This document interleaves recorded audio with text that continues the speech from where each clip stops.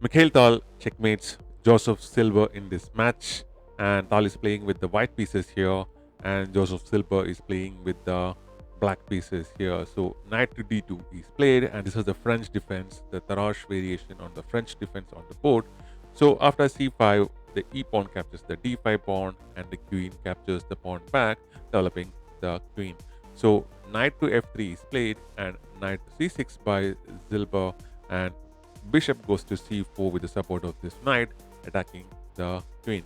So queen goes to h5 over here, uh, and keeping up that pressure on the king side. And now this pawn is goes ahead and captures this pawn as well. So bishop comes in and captures c5. So this capture allowed the bishop to develop for black, and knight to e4 is now played, attacking this bishop, but it's supported by the queen, so it is fine.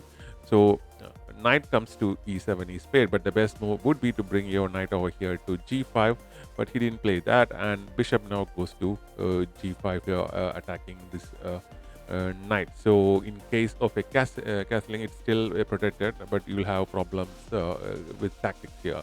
So queen to g4 is played, but the best move would be to push this pawn and attack this bishop, and queen comes to d3 by Tal is played.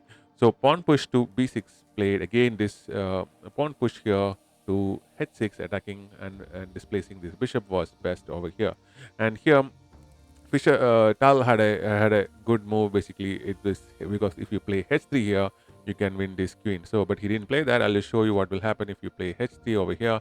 So, if you play h3, the queen will be basically uh, capturing. Once this pawn is captured, castles on the queen side, and both the players castle. And once the rook attack, there is no square left for the queen to go. So the rook will be captured, and the knight will capture the queen back, and it will be winning for Fischer. But he didn't play that, and after he went for the castling line, and again both the players castles, and bishop to f6 is played, which is a mistake by Tal here, because the idea is that if you capture here, the knight will jump in here, and you will get the queen in exchange of that bishop, and they will be winning. But there was an in-between move here, that is queen goes to f4 with the check, and which was played in the game.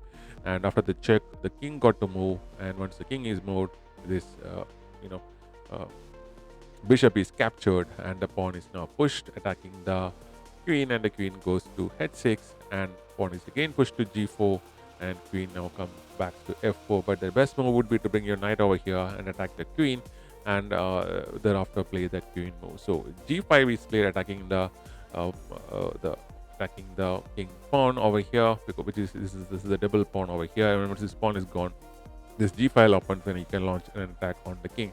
So once this pawn is captured, the knight captures this pawn back with the support of the knight over here. So knight comes to g6, trying to cut off this open g file over here.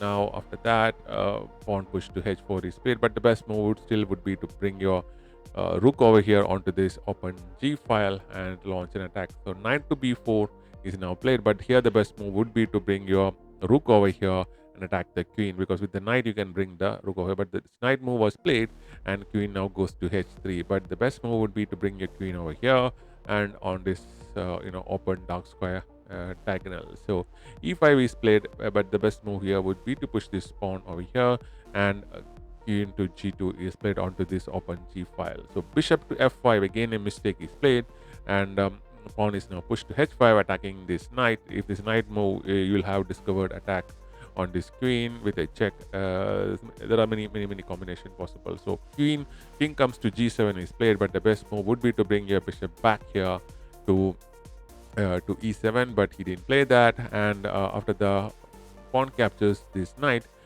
pawn is pushed to h6, attacking this particular knight. So the idea is to keep this pawn as much as possible here, and use this as a shield, because white cannot capture its own pawn. So bishop to f7 is played. Basically here there are two alternative moves. One is to bring your knight over here to e6, or the rook would just go in and capture this pawn, sacrificing the rook. So if you capture, I'll show you this will result in a checkmate. He's missed that. If the king captures back, the check will happen like this. Once because there is nowhere else for this king to go, and because this square is covered by the knight over here, and the pawn delivers with the help of the pawn, and the knight you can deliver the checkmate here. So he didn't play that in the game, you could even go for this knight move, where the following combination will happen, and we'll have you can win this queen as well, because this queen basically would be trapped. But here instead bishop to f7 is played, and after that rook captures and the pawn captures back, and the knight is gone now, and the knight captures the pawn, and the queen to f2, which basically is a blunder, and because after that it's a checkmate on the board. So knight goes and plays the check, and the king captures the pawn, and queen goes to g7 with the support of the knight with the check.